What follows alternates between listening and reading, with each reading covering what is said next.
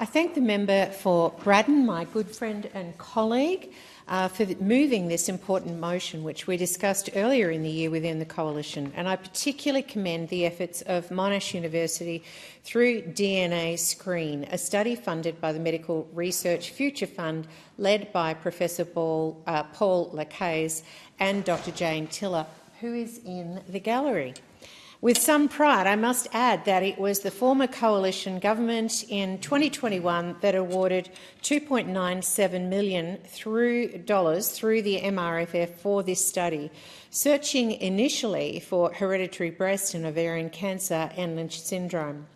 A key takeaway point for me as the Shadow Assistant Minister for Regional Health is responsibility within the Nationals for federal health policy, which in large part is about primary and preventative care, as the states generally manage but don't fully fund acute care.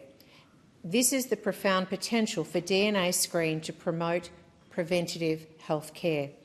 As the motion reads, it's very encouraging that so many young people have participated in DNA Screen's trial. The more we encourage all generations, particularly the younger generation, to change the culture around personal health, the better.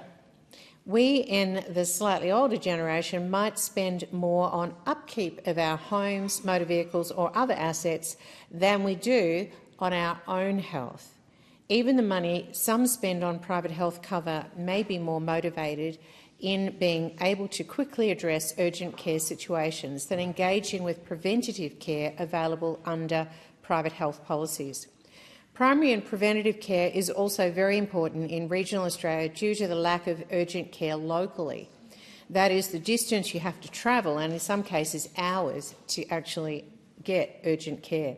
Screening can help identify health problems well before they become apparent and reduce the need for regional patients to be away from home for weeks or months on end for treatment because disease has been picked up too late. This pilot program, if funded, would potentially see saliva testing kits sent out to homes.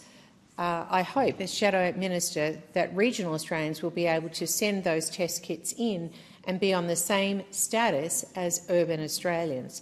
The last thing that we want from a program is an outcome that exacerbates what is already a dire disparity between urban and non-urban Australian health outcomes. I acknowledge the advocacy of Dr Tiller for some time on preventing life insurance companies from discriminating against those who have genetic screening. It is pleasing that the government has committed to move on this issue, and we will consider this further in the coming months. Certainly, the uptake of screening will improve if people do not fear negative outcomes on life insurance for being screened in the first place. I have to note that it seems very odd indeed to punish people for taking preventative care steps. Why would you disincentivise discovering risks by making it harder for people to access life insurance? Surely, where there is risk, there is a cost threshold to manage that risk. The fact insurance companies were looking to not insure people if they had DNA markers is disgraceful, and I am pleased that this will be stopped.